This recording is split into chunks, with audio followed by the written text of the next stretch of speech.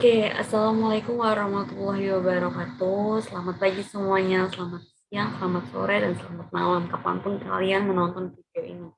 Oke, di video hari ini kita akan membahas terkait dengan pendiskontoan wesel. Yang sebelumnya sudah kita pelajari itu tentang wesel biasa gitu ya, tanpa pendiskontoan atau pelunasannya ya udah dilunasin aja gitu. Nah, sekarang kita belajar dengan pendiskontoan yaitu dengan wesel itu kita jual ke bank karena kita sebagai penjual ingin mendapatkan dana cepat.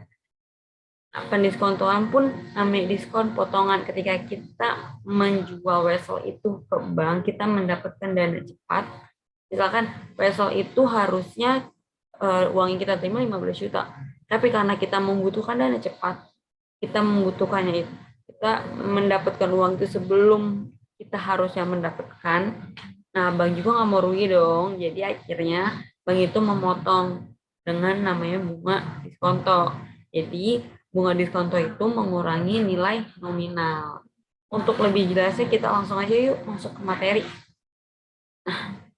Ini dia pendiskontoan wesel. Kita slideshow. Pengertian pendiskontoan wesel.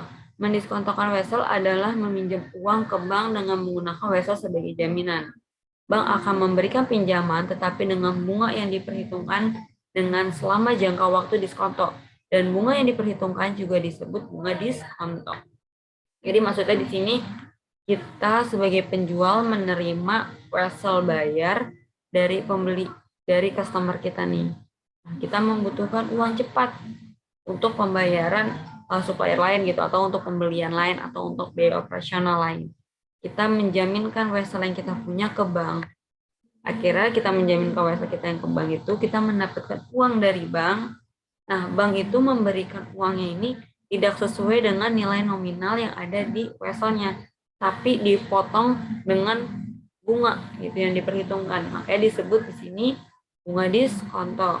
Ketika kita udah mendiskontokan wesel kita ke bank, maka pembeli kita ini, pembeli kita nih membayarkan hutangnya bukan lagi ke kita, tapi ke bank.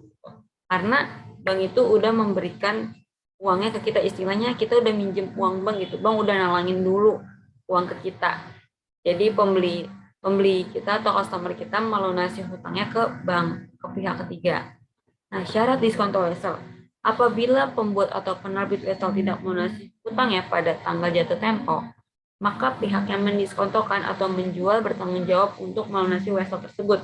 Misalkan di sini, pembeli kita nih ternyata nggak bisa membayar weselnya pada saat jatuh tempo. Kan awalnya pembelinya ini kalau misalkan nggak kita diskontokan bayarnya ke kita sebagai penjual, tapi karena udah didiskontokan maka bayarnya ke bank. Ternyata pas udah jatuh tempo pembeli atau customer kita ini nggak bisa melunasinya, maka yang bertanggung jawab untuk melunasi wesel tersebut adalah kita sebagai penjualnya. Jatuh tempo bank itu harus menerima uangnya, seperti itu ya. Jadi di sini bank ini memiliki dua tameng gitu, dua pegangan. Pembeli pembeli kita, customer kita. Tapi ketika customer kita tidak bisa membayar, maka bank itu akan menagih ke kita sebagai penjual, menjaminkan wesel itu ke bank. Nah, jadi secara simpelnya pendiskontoan wesel itu adalah mencairkan lebih dahulu wesel yang kita terima, tentunya wesel yang belum jatuh tempo kepada pihak ketiga atau kepada bank. Nah, di sini karena kita mencairkan lebih dulu, tentu pihak bank akan meminta komisi atau di sini disebut dengan bunga diskonto. Ya, logikanya seperti ini ya. Wesel itu misalkan jatuh temponya di tanggal 11 Maret, tapi ternyata kita di tanggal 5 Maret udah membutuhkan uang tersebut gitu untuk operasional. Nah, yang seharusnya hak kita mendapatkan di 11 Maret, tapi kita ingin mendapatkannya di 5 Maret dengan cara diskontokan atau menjaminkan wesel itu ke bank, tentunya uang yang kita dapatkan itu tidak sesuai dengan nilai nominalnya. Tidak sesuai dengan uang yang harus kita dapatkan di tanggal 11. Artinya uang yang kita terima itu lebih berkurang karena dipotong oleh bunga diskonto. Bunga diskonto, diskon itu bisa identik dengan potongan. Jadi gampangnya potongan ya. Oke. Kalau secara analogi pencatatan wesel ini ada tiga nih. Pada saat penarikan, pada saat dicatat dalam akun piutang wesel sebesar nilai nominal ya. Jadi ketika kita menarik wesel atau menerbitkan wesel atau adanya promise, ini kan dicatat ya. Jadi piutang wesel pada piutang dagang atau piutang wesel pada penjualan. Nah, ini saat penarikan wesel. Ternyata di pertengahan perjalanan kita membutuhkan uang ini nih. Sebagai penjual membutuhkan dana cepat. Kita mendiskontokan atau kita menjaminkan wesel itu kepada bank. Jadi terjadi pencatatan saat pendiskontoan. Di sini kalau wesel berbunga, nilai tunai di sini maksudnya nilai tunai yang kita terima ya, yang kita terima. Nilai tunai sini kan nilai nominal wesel dikurangi diskonto. Kalau weselnya itu berbunga, nilai nominal ditambah bunga dikurangi diskonto karena berbeda nih.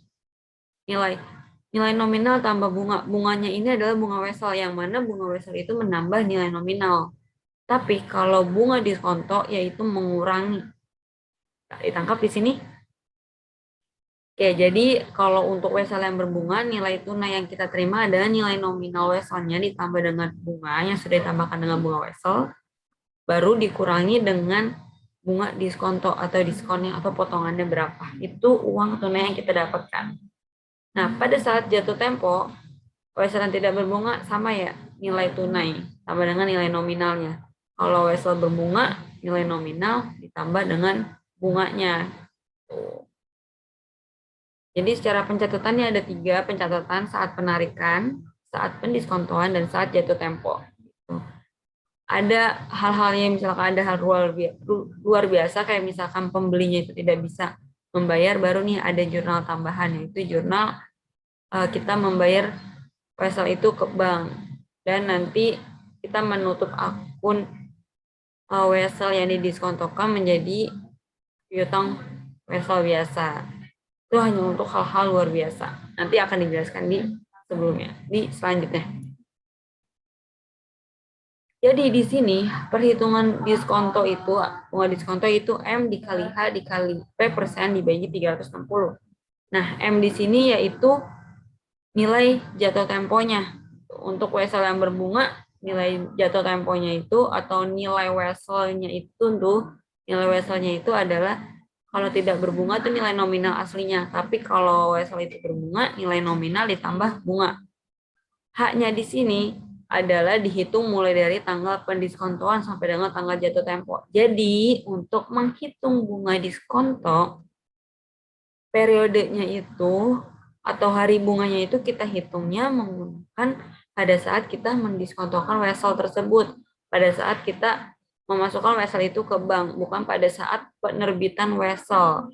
Ingat ya, untuk perhitungan bunga diskonto yaitu dihitung pada saat tanggal pendiskontoan sampai dengan tanggal jatuh temponya.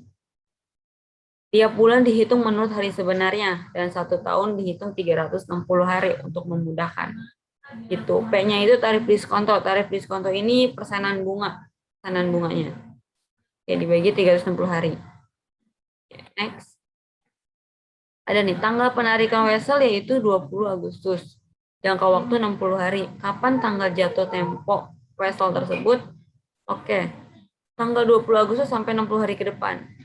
Di sini tanggal Agustus itu ada 31 hari ya. Hari 1 bulan.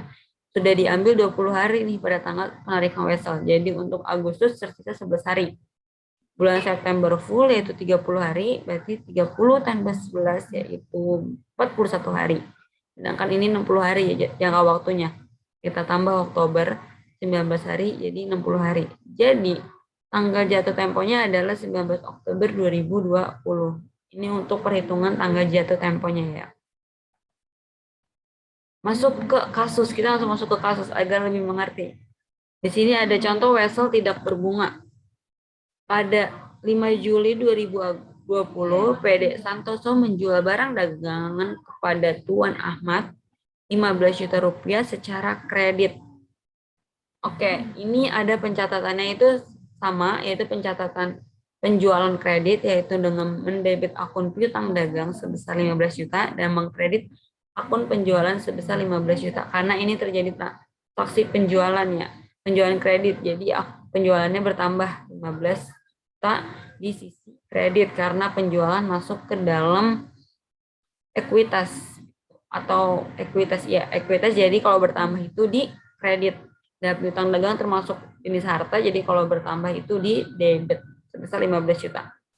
Oke, selanjutnya pada tanggal 6 Agustus 2020 PD Santoso menarik wesel per 60 hari kepada Tuan Ahmad sebesar 15 juta rupiah. Oke, di tanggal 6 Agustus ternyata PD Santoso ini menarik wesel nih, artinya itu kayak menerbitkan wesel, akhirnya piutang dagang ini dialihkan gitu ke wesel. Jadi di sini kita menutup akun piutang dagang dengan cara mengkreditkan dan mendebit akun piutang wesel. Jadi di sini piutang dagangnya saldonya 0 ya, piutang dagang awalnya di sini debit 15 juta dan di sini kredit 15 juta. Jadi debit ketemu kredit, jadi dia nanti 0. Nah, akhirnya tinggal ada piutang weselnya aja. Di tanggal 16 Agustus 2020, PD Santoso mendiskontokan wesel tersebut kepada BRI dengan bunga diskon itu 9%. Jadi di tanggal 16 Agustus ini PD Santoso mendiskontokan atau menjual wesel tersebut kepada Bank BRI. Di sini ada sedikit perhitungan. Jadi perhitungan tanggal jatuh tempo dari weselnya ini, weselnya Tuan Ahmad itu 60 hari, makanya tanggal jatuh temponya itu tanggal 5 Oktober. Tanggal 5 Oktober nih. Jadi ini periode weselnya itu 60 hari ke depan ya. Nah, perhitungan hari diskontonya untuk menghitung bunga diskonto. Nah, di sini dari tanggal 6 Agustus nih, 6 Agustus sampai dengan tanggal jatuh tempo, yaitu tanggal 5 Oktober. Jatuh tempo weselnya kan 5 Oktober ya. Jadi tanggal 16 Agustus sampai 5 Oktober ini berapa hari? Nih kita hitung di sini. 31 dikurang 16 karena diterbitkannya pendiskontoan weselnya itu tanggal 16 Agustus, jadi dikurang 16, jadi Agustus itu tersisa 15 hari, September 30, Oktober 5. Jadi periode diskonnya itu 50 hari. Oke. Ini kan weselnya tidak berbunga ya. Kalau wesel tidak berbunga itu yang seperti tadi, wesel tidak berbunga. Nih, kalau wesel tidak berbunga nilai nominal dikurang diskonto. Jadi di sini kita langsung menghitung diskonnya. Karena ini diskontokan jadi diskon gitu. Diskontonya kita menghitung M, nilai nominalnya. Nilai nominal dari weselnya itu kan 15 juta. 15 juta. Harinya, hari atau periodenya ini 50 hari. 50 hari ini perhitungan hari diskontonya ya. Bukan tanggal jatuh temponya. Bukan tanggal periode wesel, tapi periode diskontonya ini 50 hari. Dikali bunga diskonto. Bunga diskontonya ini 9%. Dibagi 360. Hasilnya 187.500. Jadi di sini yang seharusnya PD Santoso itu mendapatkan 15 juta rupiah jika bersabar sampai dengan tanggal 5 Oktober gitu, tidak didiskontokan, PD Santoso ini akan mendapatkan uang 15 juta gitu dari Tuan Ahmad. Tapi karena didiskontokan, jadi Tuan Ahmad ini hanya mendapatkan uang sebesar 14.812.500 rupiah. Jadi bank ini hanya memberikan 14.812.500 rupiah kepada PD Santoso karena udah dipotong dengan bunga diskon ini, bunga diskonto. Jadi 187.500 itu disebut beban bunga dan piutang weselnya ini berkurang sebesar 15 juta rupiah gitu pada tanggal jatuh tempo, maka pencatatannya seperti ini nih. Oke, kita langsung masuk ke bagaimana jika weselnya itu berbunga. Kalau tadi kan weselnya itu tidak berbunga ya. Kalau weselnya tidak berbunga kan pada saat dia melunasi hutangnya ya sesuai gitu dengan nilai weselnya. Tapi karena didiskontokan jadi dikurangin diskon. Nih, gimana kalau misalkan weselnya itu berbunga? Ketika weselnya itu berbunga di tanggal 6 Agustus menarik wesel 60 hari kepada Tuan Ahmad 15 juta rupiah dengan bunga 12% per tahun. Nih. Jadi di sini seperti biasa pada saat pengalihan ke wesel, jadi piutang wesel debit dan dikreditnya piutang dagang seperti biasa. Di tanggal 16 Agustus ternyata PD Santoso itu mendiskontokan WSL tersebut kepada Bank BRI dengan diskonto 9% per tahun. Jadi di sini ada dua bunga dan ada dua periode. Pertama ada periode WSL, kedua ada periode diskonto. Ada bunga WSL, ada bunga diskonto. Bunga WSL menambah nilai nominal, bunga diskonto mengurangi nilai nominal. Oke, di sini langsung masuk ke perhitungan tanggal jatuh temponya nih. Tanggal jatuh temponya ini di tanggal 5 Oktober sama. Kita langsung menghitung hari diskontonya. Hari diskontonya dihitungnya 50 hari dimulai dari 16 Agustus. Bukan dari 6 Agustus, tapi hari diskonto dihitung dari 16 Agustus. Oke, jadi periode diskontonya ini 50 hari ya. Nah, kita langsung masuk ke perhitungannya. Di sini nilai nominal weselnya itu 15 juta rupiah. Jadi pertama-tama kita harus menghitung nilai nominal wesel ini ditambah bunganya dulu. Karena bunga wesel ini kan menambah nilai nominal ya. Oke, nilai 15 juta rupiah. Nilai bunganya seperti biasa kita ngitung kayak tadi ya. Kalau kita menghitung nilai nominal weselnya, wesel untuk ditambah bunganya itu nilai nominal wesel 15 juta ditambah hari. Harinya itu kita pakai hari wesel. Nih, periode weselnya ini 60 hari ya. Periode wesel 60 hari dikali bunganya 12%. Ini bunga weselnya 12% dibagi 360 hari. Jadi bunga weselnya itu 300.000. 300.000 nih. Jadi nanti 15 juta ditambah 300.000. Jadi nilai saat jatuh temponya itu 15.300.000. Pada saat jatuh tempo nih harusnya PD Santoso mendapatkan uang 15.300.000, tapi karena didiskontokan atau dijaminkan ke bank, maka tidak mendapatkan sebesar 15.300.000, tapi dipotong bunga diskonto. Gimana cara ngitung perhitungan bunga diskontonya? Kita nilai nominal weselnya diambil dari nilai nominal yang sudah ditambah bunga. Kalau weselnya itu berbunga. Jadi 15.300.000 dikali 50. 50-nya ini dari hari diskontonya. Terus dikali 9%. 9%-nya ini bunga diskontonya nih, 9%. Dibagi 360 dapatnya itu 191.250. Jadi ini dipotongnya segini. Jadi yang didapatkan itu nilai tunainya atau nilai pada saat mencairkan wesel itu sebesar 15.108.750. Oke, jadi jurnal yang dicatat pada saat pendiskontoan itu kas itu sebesar 15.108.750 gitu. Kas yang kita dapatkan itu sebesar 15.108.750 yang harusnya kita kan dapat kasnya itu sebesar 15.300.000 ya. Tapi karena kita diskontokan, jadi kas yang kita dapatkan hanya sebesar 15.108.750. Nah, pendapatan bunga yang kita dapatkan itu sebesar 108.750 yang seharusnya pendapatan bunganya itu kita dapatkan 300.000. Karena kita cairkan lebih dahulu gitu, kita mendapatkan uang lebih cepat. Jadi pendapatan bunga yang kita dapatkan itu berkurang jadi 108.50. Nah, piutang weselnya itu tetap berkurang sebesar 15 juta rupiah karena emang weselnya dia itu sebesar 15 juta rupiah. Oke, nah di sini masuk ada hutang bersyarat untuk pendiskontoan wesel gitu. Jadi setiap pendiskontoan wesel tagih harus ditandatangani penjual atau endorsement. Jadi endorsement di sini disebut sebagai penjual. Nah, hal ini menunjukkan pertanggungjawaban kepada bank atau pihak lain yang menerima wesel tersebut. Sehingga pada saat jatuh tempo jika aseptor di sini pembeli kita atau customer kita tidak melunasi utang weselnya, maka endorsement atau kita sebagai penjual berkewajiban membayar kepada bank atau pembeli.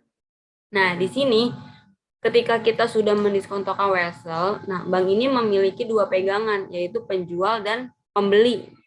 Ketika pembelinya ini atau customer kita tidak bisa membayar ke bank, maka yang wajib membayar itu adalah penjual. Karena bank tidak ingin tahu, pokoknya dia di jatuh tempo harus menerima uang. Tuh. Nah, jadi kita di sini sebagai penjual itu membayar piutangnya gitu, membayar weselnya. Nah, dalam hal ini bagi penarik wesel atau menjual atau yang mendiskontokan akan mempunyai utang bersyarat atau contingent liabilities. Maka pendiskontan wesel tidak dicatat dalam akun piutang wesel, tetapi dicatat dalam akun piutang wesel didiskontokan. Karena piutang wesel di sini tidak hilang, karena piutang wesel ini kita diskontokan. Jadi kita masukkan adanya akun baru, yaitu piutang wesel didiskontokan. Ada contoh kasusnya nih. Jadi tanggal 6 Agustus, ini sama 6 Agustus 2020, PD Santoso menarik wesel 60 hari kepada Tuan Ahmad sebesar 15 juta rupiah dengan bunga 12% per tahun gitu. Nah, jurnal yang dicatatnya itu piutang wesel pada piutang dagang seperti biasa ya, ini mengalihkan dari piutang dagang ke piutang wesel gitu, dialihkan. Jadi piutang wesel itu dimunculkan. Nah, tanggal 6 Agustus mendiskontokan. Ini jurnalnya dapat dari slide sebelumnya yang ini. Dan ternyata tanggal 5 Oktober pas banget nih. Udah jatuh tempo, diterima pemberitahuan dari BRI bahwa Tuan Ahmad telah melunasi utang bank weselnya. Itu. Jadi di sini kreditnya ini piutang wesel didiskontokan ya. Berarti ini harusnya piutang wesel didiskontokan di sini. Didiskontokan karena dia belum fix ini ya, belum fix cair gitu. Belum fix dilunasi, jadi masih kita catat sebagai piutang wesel yang didiskontokan. Nah, di sini nih kas yang dia terima sebesar 108. Pendapatan bunga yang harus didapat 300.000 didapat 108.000 doang. Nah, piutang weselnya ini diubah menjadi piutang wesel didiskontokan, bukan piutang wesel.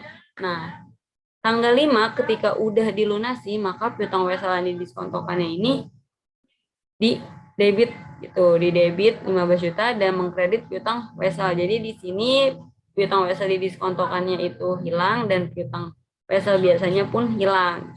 Ini ketika kita sebagai PD Santoso ini menerima pemberitahuan dari BRI bahwa pembeli kita ini sudah melunasi hutangnya.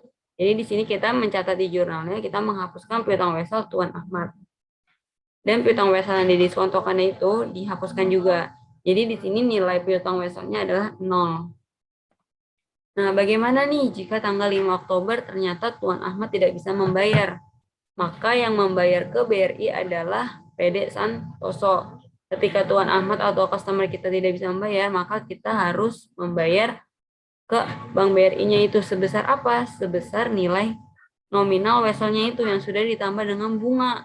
Nah, jadi kita membayar ke Bank BRI-nya itu sebesar 15.300.000.